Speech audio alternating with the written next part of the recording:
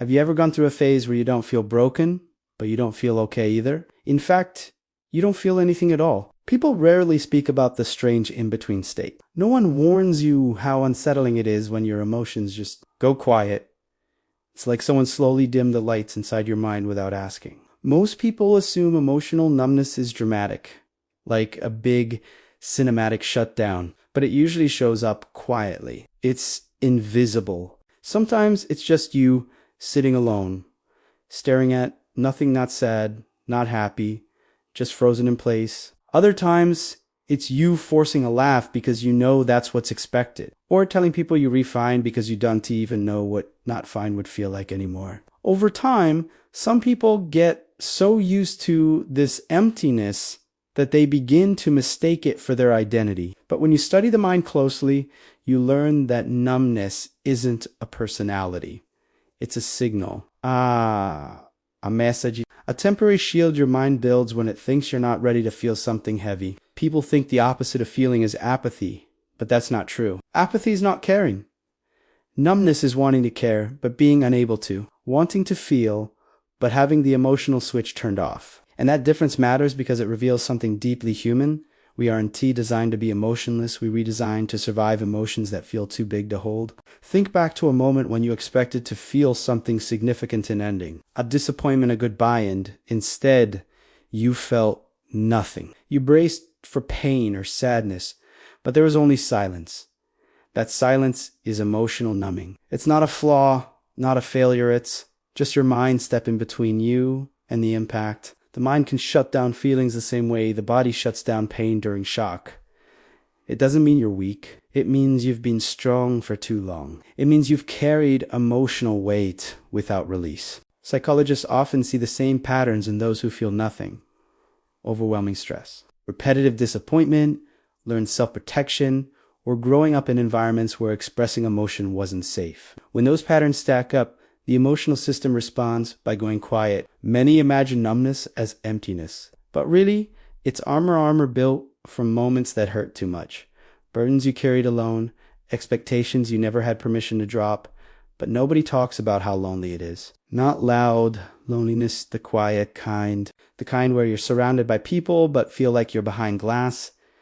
You observe, but you don't connect. You remember what joy felt like, but you can't reach it. You start to wonder if this flatness is just what adulthood is or worse, if it's who you've become. There's a psychological concept called emotional blunting.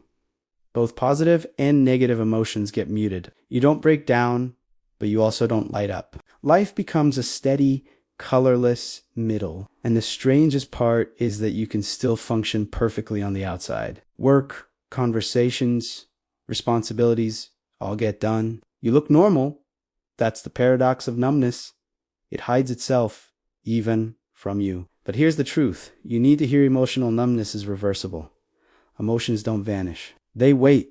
They stay beneath the surface until your mind feels safe again. And safety isn't just about where you are writ. It's about what your inner world believes you can handle. Some people learned early that expressing emotions led to punishment or rejection, so their mind chose silence. That same pattern can follow them into adulthood. Other times, numbness appears because life becomes too overwhelming, too repetitive, too demanding. Sometimes it's not big, traumatic events that shut you down, it's long-term. Low-grade stress, slowly wearing you out until one day you just notice the colors have faded. And here's something surprising. For a while, numbness can feel comfortable, predictable, safe. If you don't feel, you can't be hurt, but you also can't truly live. It's like watching your life from underwater. Everything is muted and distant. People cope with this emptiness in different ways. Diving into work, chasing entertainment, shutting themselves away, becoming overly productive, or avoiding anything that might stir an emotion. The goal is always the same: to escape that uncomfortable silence inside. If you've ever been numb, you'll recognize those small, private moments. Someone asks if you're okay and you say yes because explaining feels impossible. Something good happens and you should be excited, but nothing rises. You want to cry, but the tears won't come. You wonder if you're becoming a colder person, but really you're exhausted. Numbness is not the absence of emotion. It's the buildup of too much emotion. It's the radio being turned down because the noise was overwhelming. The sound is still there, just quiet. People who feel numb often describe it poetically, not logically. They say things like, it feels like I'm living in my mind, not my heart. Or, it feels like I'm in a room with no open windows. Or, it feels like something inside me just went still.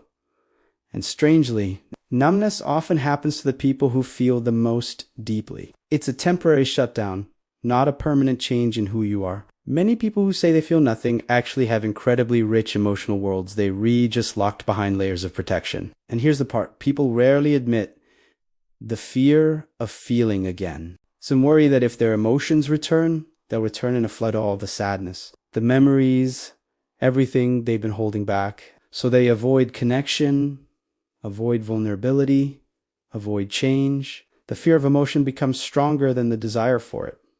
But numbness isn't the end of feeling. It's the pause before healing. It's your mind saying, let me reorganize everything first. And feelings do return. They come back in small, quiet ways. A genuine, unexpected laugh. A spark of interest in something new. A moment of connection with a friend. A song that moves something inside you. They may seem tiny, but they are signs that the emotional world within you is waking up. People who feel nothing aren't broken, they're transitioning. Numbness is the space between who you were and who you're becoming. So many people experience this, but they never talk about it. It's easy to hide. It's silent. It's an internal struggle most people carry alone. But you'd be surprised how many would say, me too, if you just told them. The pain of numbness grows when you start blaming yourself, wondering why you can't feel. What's wrong with you? Why everyone else seems so alive and you don't? These questions push you deeper into silence. Instead, try asking softer questions. What am I protecting myself from? Which part of me is tired? What would make me feel safe again? Often, feelings return when the body starts healing first. Better sleep, deeper breaths, lighter moments. Small pleasures begin to matter again. A warm drink, sunlight on your face, a few minutes of peace. The emotional system isn't broken. It's resting, recalibrating, preparing. Underneath the numbness, things are shifting. It's like a frozen river.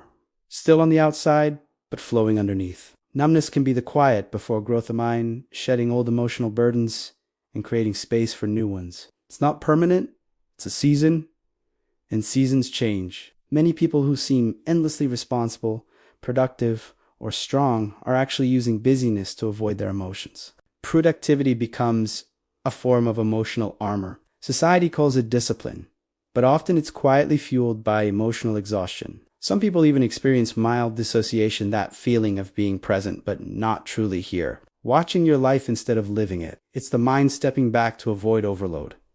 But the mind doesn't stay disconnected forever. Humans aren't built for emotional emptiness.